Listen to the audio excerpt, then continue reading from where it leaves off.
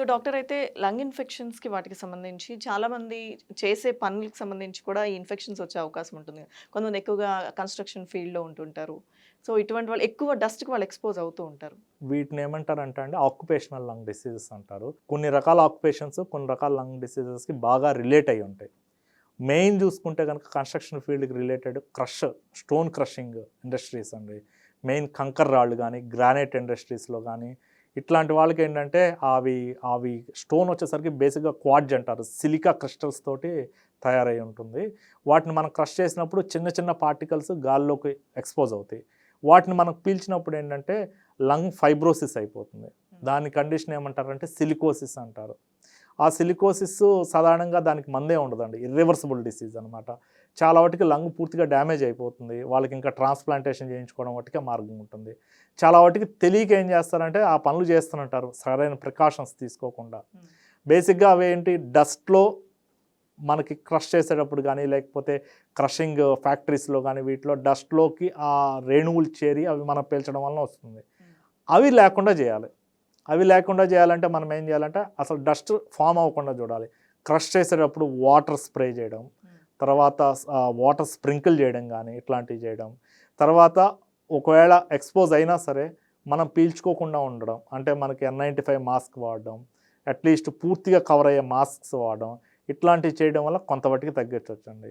ఇంకొకటి ఆ ఏరియాలో అదే ఇండస్ట్రీలో ఎక్కువ కాలం ఉండకుండా కొంతకాలం చేయడం, పక్కకు వెళ్ళిపోవడం, కొంతకాలం చేయడం. ఈవెన్ ఆళ్ళు ఎవరైతే ఇండస్ట్రీస్ ఉంటారో వాళ్ళు కూడా సరైన వెంటిలేషన్ ఉండేటట్టుగా చూసుకోవడం. పర్ ఎస్ఎఫ్టీకి బాగా ఎక్కువ వెంటిలేషన్ ఉండేటట్టు చేసుకోవడం. గాలి ఎక్స్‌పోజర్, గాలి మూవ్‌మెంట్ ఉండేటట్టు చేసుకోవడం లాంటివి చేస్తే గనక ఆ ఆక్యుపేషన్ వలన వచ్చేవి తగ్గించొచ్చు. ఇంకొకటి ఇంకొంతమందికి కన్‌స్ట్రక్షన్ ఫీల్డ్‌లో ఉండే వాళ్ళకేంటంటే కొంతమందికి బిల్డింగ్ పడగొట్టడం గానీ, అట్లాంటి వాటిలో సడెన్‌గా ఎక్కువ డస్ట్‌కి ఎక్స్‌పోజ్ అవుతారు. అట్లాంటి వాళ్ళకొచ్చే కండిషన్ ఏంటంటే హైపర్ సెన్సిటివిటీ న్యూమోనైటిస్ అంటారు. ఇందాక మీకు చెప్పినట్లు. అది కూడా అక్యూట్ హైపర్ సెన్సిటివిటీ న్యూమోనైటిస్ అంటారు. దానివల్ల రావచ్చు. ఆ కండిషన్ ఒకటి రావచ్చు. ఇంకా కొంతమందికి ఇంకా వేరే రకమైన కన్‌స్ట్రక్షన్ ఫీల్డ్స్‌లో మనకి ఎక్కువ కోల్ ఇండస్ట్రీస్ కానీ, ఫ్లై యాష్ ఇండస్ట్రీస్ కానీ ఇట్లాంటి వాళ్ళకేంటంటే వాటికి ఎక్స్‌పోజ్ అయితే ఏంటంటే కోల్ మైన్స్ డిసీజ్ అంటారు. వాళ్ళకేంటంటే లంగ్ ఫైబ్రోసిస్ అవ్వడం, కొంతమందికి ఎంఫసీమా రావడం, కొంతమందికి సిఓపిడి రావడం ఇట్లాంటియన్నీ ఉంటాయండి. వీళ్ళలో స్పెసిఫిక్‌గా ఏంటంటే ఫ్లై యాష్ వర్కర్స్‌కి గానీ, లేకపోతే గనక మనకి కన్‌స్ట్రక్షన్ ఫీల్డ్ స్టోన్ క్రషింగ్ వాళ్ళకి ట్యూబర్క్యులోసిస్ వచ్చే అవకాశం ఎక్కువ ఉంటుందండి. సో, అట్లాంటివి ఏమన్నా ఉన్నాయా లేవా చూసుకోవడం ఇట్లాంటివి చేయొచ్చు. వాటిని జాగ్రత్తలంటే పర్టిక్యులర్‌గా అంటే గనక కంప్లీట్‌గా అవాయిడ్ చేయడం అండి. అవాయిడ్ చేయలేని సిట్యుయేషన్‌లో ఏంటంటే ఆ డస్ట్ ఎక్కువ రాకుండా ఉండేట్లాగా స్ప్రే చేయడం గానీ, N95 మాస్క్ వాడడం గానీ ఇట్లాంటివి చేయాలి. రెగ్యులర్ టెస్ట్ చేసుకోవాలండి. యూజువల్‌గా ఏంటంటే ఐఎల్ఓ అంటారు. ఇంటర్నేషనల్ లేబర్ ఆర్గనైజేషన్ అంటారు. వాళ్ళ గైడ్‌లైన్స్ ఉంటాయి. వాళ్ళకేంటంటే ఎవ్రీ 6 మంత్స్‌కో, 1 ఇయర్‌కి ఒకసారి స్క్రీనింగ్ ఎక్స్‌రేస్ తీస్తారు. ఎక్స్‌రేలో ఏమైనా చేంజెస్ ఉన్నాయా? చేంజెస్ ఉంటే ఫర్దర్‌గా సిటీ స్కాన్ తీసుకుంటారు. దాంట్లో చేంజెస్ ఉన్నాయనుకోండి, ఫర్దర్‌గా పీఎఫ్టీ అంటారు. పల్మనరీ ఫంక్షన్ టెస్ట్ చేసుకొని కెపాసిటీ ఎంత ఉందో చూస్తారు. చూసుకున్న తర్వాత ఆ కెపాసిటీ గనుక తక్కువ ఉంటే వర్క్ ప్లేస్ మార్చమంటారు కంప్లీట్‌గా. ట్రావెలింగ్‌లో ఉన్న సమయంలో అంటే ఇప్పుడు మన సిటీలో చూసుకుంటే గనుక ట్రాఫిక్ ఎలా ఉంటుంది? పొల్యూషన్ ఎలా ఉంటుందో తెలుసు మనందరికి. సో, ఇక్కడే లాంగ్ డిస్టెన్స్ వెళ్ళాల్సిన అవసరం ఉంటుంది చాలామంది. డైలీ ఆఫీస్‌కి అవునండి. వెళ్ళొచ్చేవాళ్ళు గాని. సో, అలాంటి వాళ్ళు ఎక్కువగా రోజు ఆ పొల్యూషన్‌కి ఎక్స్‌పోజ్ అవుతూ ఉంటారు గదా! సో, ఎలాంటి జాగ్రత్తలు తీసుకోవాలి? వాళ్ళకి రిస్క్ ఎలా ఉంటుంది? సో, బేసిక్‌గా అండి ఎయిర్ పొల్యూషను అంటే ఎక్కువ వెహికల్స్ కానీ, లేకపోతే క్రౌడెడ్ ప్లేసెస్‌కి వెళ్ళి ఎక్కువ ట్రాఫిక్‌లో ఉన్న వాళ్ళకి 2 కైండ్ ఆఫ్ ఇబ్బందులుంటాయండి. ఒకటేంటంటే యూజువల్‌గా వెహికల్ నుంచి వచ్చే పొల్యూటెంట్స్ సల్ఫర్ డయాక్సైడ్, తర్వాత అదర్ హెవీ మెటల్స్ అంటారు. తర్వాత లెడ్ గాని ఇట్లాంటివి ఎక్కువుంటాయి. వచ్చే స్మోక్‌లో.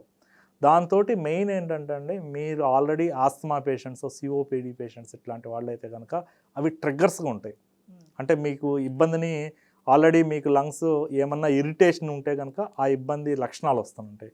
సాధారణంగా ఆస్తమా కానీ, సీఓపీడీస్‌లో కానీ ఏదైనా ఇరిటెంట్ ఎక్స్‌పోజ్ అయినప్పుడు ఏంటంటే దగ్గు రావడం, ఆయాసం రావడం, పిల్లి కూతలు రావడం ఇట్లాంటి లక్షణాలు ఉంటాయి. అవి బాగా పెరుగుతాయండి. దాంతోపాటు మనకున్న లంగ్ కండిషన్ ఆస్తమా కానీ ఇట్లాంటివి కానీ కంట్రోల్ అంత బాగోదు. సో, ఇవి మెయిన్ ప్రాబ్లమ్ అండి ఆ ఎయిర్ పొల్యూషన్ తోటి.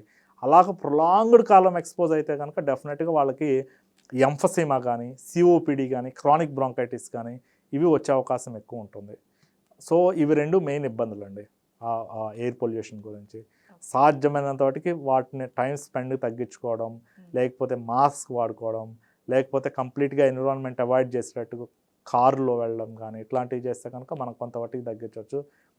మనం ఎక్స్పోజర్ పాయింట్ ఆఫ్ వ్యూలో, పబ్లిక్ పాయింట్ ఆఫ్ వ్యూలో స్ప్రే చేసుకోవడం ఆ ఏరియాస్లో వాటరింగ్ ఇట్లాంటివి చేస్తే కనుక డస్టీగా ఉండకుండా కాస్త బెటర్గా ఉంటుందండి. బట్ వెహికల్స్ నుంచి వచ్చే స్మోక్ మనం ఏం చేయలేం కదా. వెహికల్స్ నుంచి వచ్చే స్మోక్ అంటే మనకి ఇంకా రెగ్యులర్ సర్వీసింగ్ కానీ, లేకపోతే ఆ పార్ట్స్ ఏదైనా ఉంటే వాటిని రెగ్యులర్గా చేంజ్ చేసుకోవడం కానీ అట్లాంటివి చేయడం, యూజువల్గా వాటిని ఇంకా అవాయిడ్ చేయడమేనండి మెయిన్. ఏదైనా మాస్క్ వాడుకోవడం, లేకపోతే కారులో కంప్లీట్ షీల్డెడ్ ఎన్విరాన్మెంట్లో వెళ్ళడం ఇట్లాంటివి చేయడం.